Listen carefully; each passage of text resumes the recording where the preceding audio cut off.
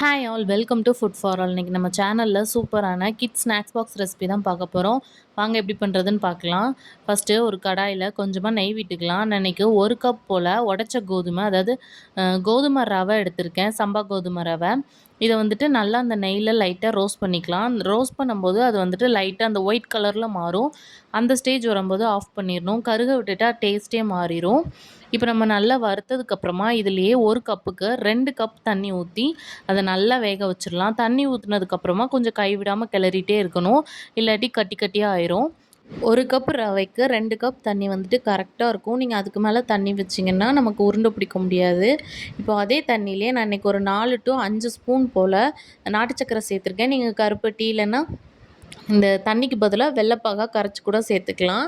இப்போ இது எல்லாத்தையும் நல்லாவே மிக்ஸ் பண்ணிவிட்டு ரவை நல்லா வெந்து தண்ணியெல்லாம் கெட்டியாகிற வரைக்குமே இதை அப்படியே சிம்லே வச்சு கைவிடாமல் கிளறிட்டே இருக்கலாம். இது சீக்கிரமாக வெந்துடும். வெந்ததுக்கப்புறமா நல்லா குண்டு குண்டாக சாப்பிட்றதுக்கு ரொம்ப டேஸ்ட்டாக ஈவினிங் வரைக்குமே சாஃப்டாக இருக்கும். தேங்காய் போட்டு பண்ணுறதா இருந்தால் தேங்காவை ஃபஸ்ட்டே நெய்யில் வறுத்துட்டு அதுக்கப்புறமா இது கூட சேர்த்துக்கோங்க.